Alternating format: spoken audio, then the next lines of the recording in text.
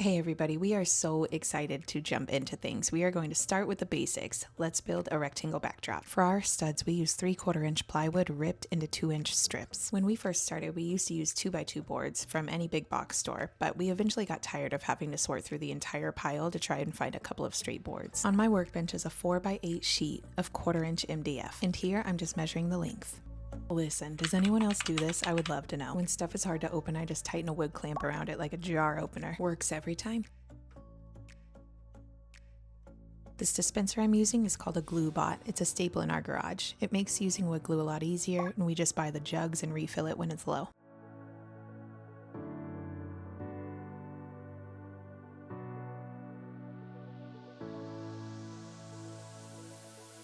Okay, we're going to start by adding a stud to the left and right side. You saw me measuring the length earlier. I cut the stud to match that exact length. I'm running a bead of glue down the length of that stud, and then I just smooth out with my finger. Switching to ripped 3/4 inch plywood instead of 2x2s is one of the best business decisions we've made. Next, I attach the stud using a brad nailer. Full details with links to everything we use will be included in the blog post linked below. So we use 1/4 inch MDF for a lot of our basic rectangle walls. These are perfect for most setups, especially if something light or just a sign is going on the wall. If something heavy or shelves will be going on the wall, then we'll use 1/2 inch birch plywood. In the beginning, we made our walls so heavy, it was just pure overkill. Over the years, we have learned how to make these significantly lighter, which helps so much during installs and strikes, especially those days where you've got 3 or 4 events back to back. Keeping the walls light also helps our counterweight situation in the back. We live in Arizona where sometimes the wind is wild, especially on install days. So keeping the wall light where you know your counterweights are more than sufficient in the back to hold it in place gives you incredible peace of mind during your event.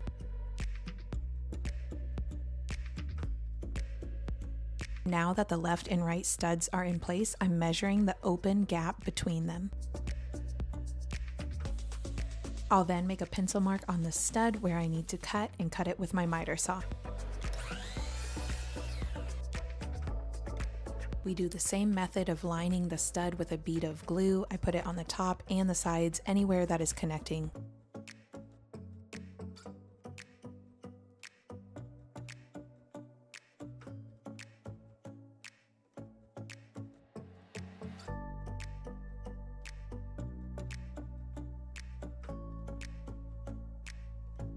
And again, we attach using brad nails. The wood glue is really the strength that holds all of this together, but the brad nails are nice because the holes fill really easily on the front for a seamless look. I feel like something we messed up in the beginning was overthinking our builds. I thought I was building it to last forever, which is not needed when it comes to events. Often these are only set up for a few hours at a time. Although we keep standard walls like this rectangle in our inventory, we typically build a new batch every season. After heavy use throughout every season, a fresh set is always nice to start with. And we've honed in our process now where we can produce a wall like this rectangle within about 20 minutes. Dom and I still compete on who can build it faster, and I am still the reigning champ.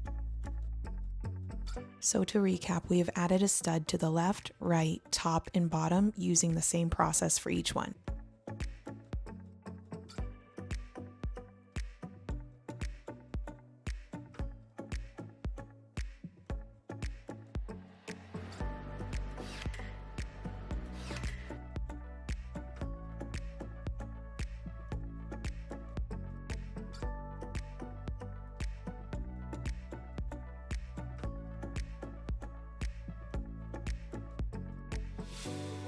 Next, we're going to add a stud down the center lengthwise.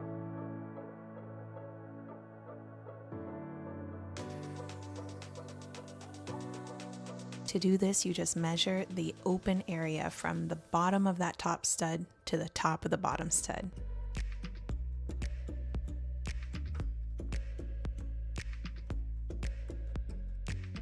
I also make a pencil mark halfway on the bottom and on the top. This just acts as a guide when I'm placing the stud so I can keep it aligned in the center. As you see here, I'm just placing that stud lined up with those pencil marks. Next, I just measure the open area between the stud and the right side. I use that measurement to cut 2 pieces that act as spacers while I'm nailing this in place.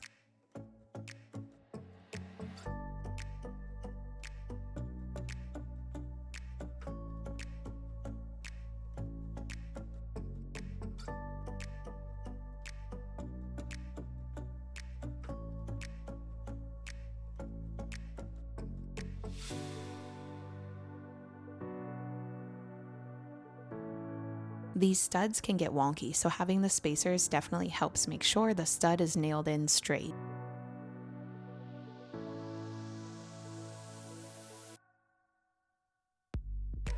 Now that I've nailed in that stud from the top and the bottom, I'll now go up and under into the stud from the front of the backdrop. This is a guessing game. I just look at it, make sure my hand is clear, and hope for the best.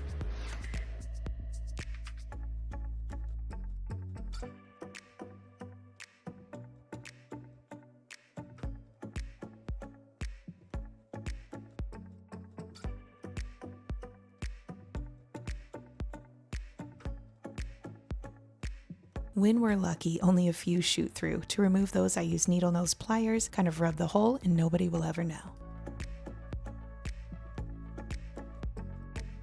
Okay, those spacers will serve a purpose. I'll glue and nail these in place so that we can add a handle, which makes carrying these backdrops so much easier. Just estimate the height of where you would want your handle. Don't make it too low, don't make it too tall. We usually aim for right around the middle.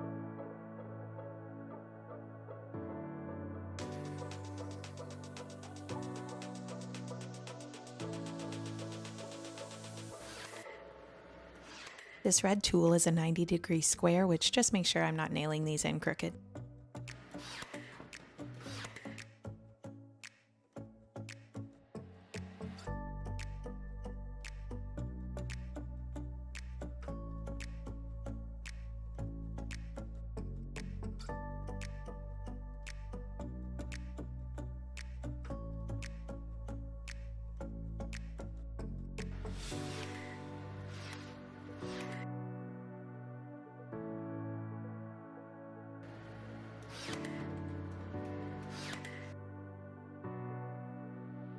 Next, I'll just grab a scrap piece of 1x2.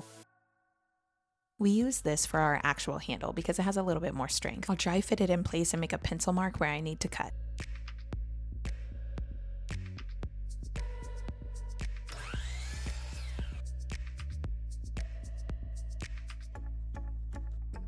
Next, I'll glue and screw this into place. We want it to have a little bit more strength than just a brad nail.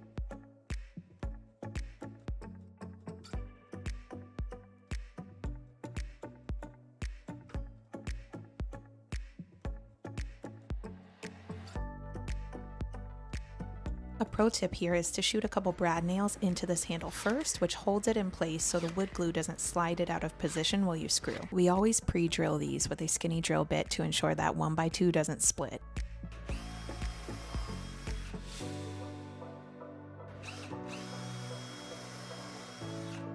Then I'll add 2.5-inch wood screws.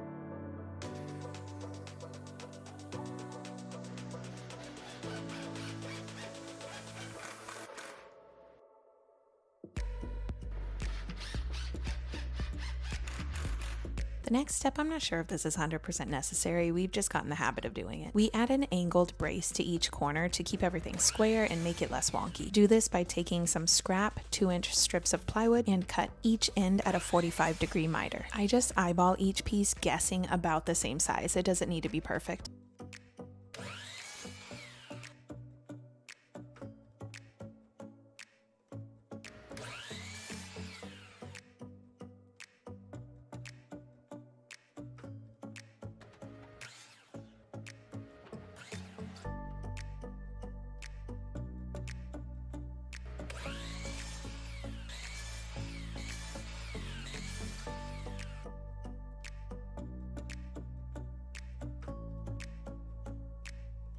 We attach these using the same method, using wood glue and brad nails, trying to keep everything quick and easy.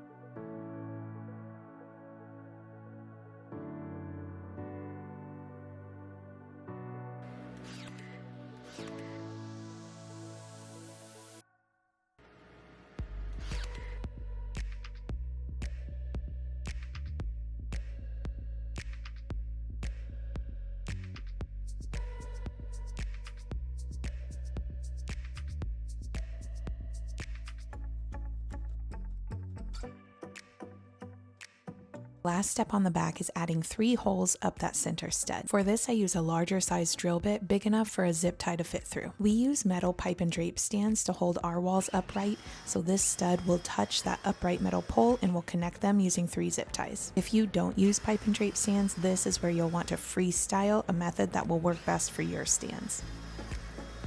I give the entire back a good sanding just to avoid splinters while we're handling the wall.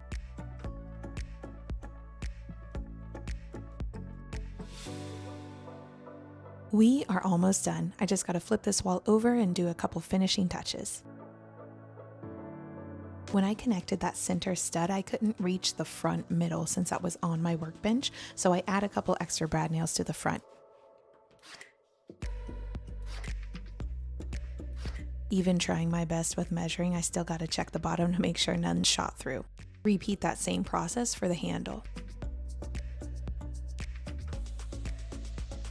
Now we go back and fill the brad nail holes with wood filler. Again, all of the products that I've used will be linked in the blog post below. If you've enjoyed this video and are interested in either building your own backdrops, or maybe you're already a vendor in the event industry and want to learn more about the day-to-day processes, consider checking out our membership. That is where we post the good stuff. More details on that in the description below.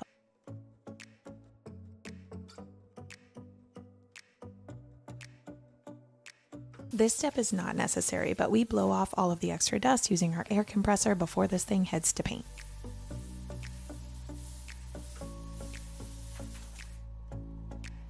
This is how it looks from the back. I feel like it seems super clean and intentional. And I'll show you how it looks from the front. As you can see, super light, easy to pick up and carry around. So these are our standard rectangles. What I showed you is 8 feet tall by 4 feet wide. We typically keep 8 feet and 7 feet heights in our inventory. Anything outside of that would just be a custom build. These are wildly versatile. It's actually insane what you can do with just a basic 8x4 rectangle. And the build concept is versatile too. That's essentially how we build 99% of our backdrops. The MDF always paints super smooth and silky, and we've got plenty of tips in our membership to show you how to do that. Here are examples of us using basic 8x4s and adding some flavor to make them special. Thank you so much for watching. If you enjoyed our video, consider liking and subscribing. It really helps us out. We'll catch you on the next one.